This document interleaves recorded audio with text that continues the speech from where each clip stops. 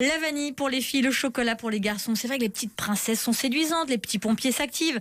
Tous ces préjugés nous donnent l'impression que les hommes et les femmes sont très différents. Et pourtant, il s'agit avant tout d'éducation, d'expérience, de vie plus que de neurones. C'est ce qu'on apprend avec le magazine Ça m'intéresse, en partenariat avec Minute Papillon et la journaliste Caroline Pénaud.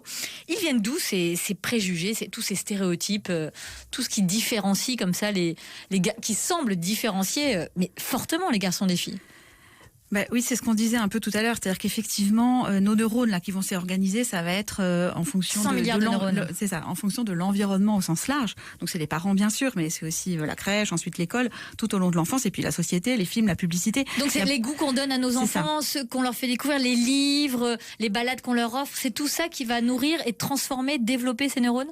Oui, exactement. Et en fait, ce qu'on s'aperçoit sur ces stéréotypes filles-garçons, c'est que ça commence très tôt. Il y a des études qui ont été montrées que selon lesquelles les mères parlent différemment à leur enfant qui est encore dans leur ventre, selon si c'est un garçon ou une fille. Par exemple. Ensuite, alors en fait, ça va être tout déjà pour les garçons, que ce soit au moment de la grossesse, mais aussi c'est un peu la même histoire. Après, on a montré que elle s'adresse aux filles avec un langage plus vers l'émotion. Quand elles jouent avec une fille, elles vont plus dire tu l'aimes bien, ton doudou. Le garçon, ça va être un vocabulaire un peu différent, à le pousser à explorer, aller regarder un petit peu ce qui se passe à droite à gauche, avec la fille. Donc, sans s'en rendre compte, parfois à notre corps défendant, et en fait, on va pousser éventuellement nos garçons ou nos filles à adopter ces stéréotypes-là. C'est des stéréotypes aussi, vous le racontez dans votre dossier, qui sont ancrés en nous. Que montre cette étude sur les pleurs des enfants? Alors ça, c'est une étude qui montre qu'en fait, quand on entend un enfant pleurer de façon assez automatique, on classe les pleurs aigus comme les pleurs des filles et les pleurs graves comme ceux des garçons, alors que les bébés, que ce soit, c'est pas lié. Les pleurs peuvent être aigus ou graves selon qu'on soit un garçon ou une fille. Il y a aussi les lieux de sociabilisation qui contribuent au développement de ces préjugés. Par exemple, qu'est-ce qu'on peut entendre dans une crèche? Alors, je dis pas toutes les crèches, mais c'est quelque chose qu'on fait. Oui, alors on parle d'une étude qui a été menée dans une crèche, par exemple, où effectivement la sociologue observait que les filles étaient souvent accueillies par tu as mis une belle robe, que tu es jolie aujourd'hui.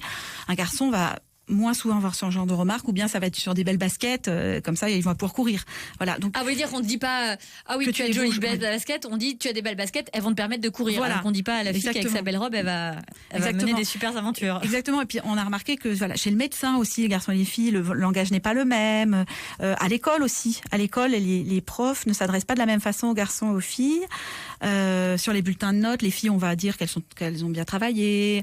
Les garçons, on va dire tu n'as pas fait ton maximum. Enfin, il y a plein de petites choses, plein de petites nuances, mais mis bout à bout, ça va faire un environnement très différent. Avec Caroline Pénaud aussi, des garçons encore beaucoup éduqués à l'agressivité, à la compétition. Ça se voit dans quelles statistiques, ça? Alors en fait, on remarque que au collège, les garçons sont beaucoup plus punis, par exemple. 80% les garçons sont punis. Alors, il peut y avoir plein d'explications. Effectivement, c'est le fait que ils ont moins intériorisé un peu les limites-là, mais il y a aussi le côté que ça fait partie du modèle un peu de la virilité, de transgresser les règles, de montrer qu'on est un garçon. Voilà, donc tout ça intégré de façon assez inconsciente va faire que les garçons sont plus punis. Et c'est pas anodin, c'est ce que vous dites dans votre dossier de Ça m'intéresse, Caroline Pénaud. Quelles sont les conséquences de ces différences qui sont marquées comme ça entre les filles et les garçons? Qu'est-ce que ça provoque tout au long de la vie?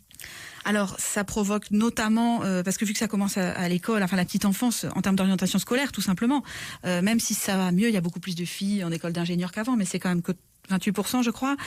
Tout ce qui est formation paramédicale et sociale, on a 80% de filles. Donc c'est vrai que sur l'orientation, les filles ont tendance un peu à s'empêcher, et les garçons aussi, ils vont moins aller vers le social. C'est le fameux plafond de verre. Voilà, donc il y a des conséquences sur l'orientation, et donc ensuite sur la vie professionnelle. Minute Papillon sur France Bleu, Sidonie Bonnec.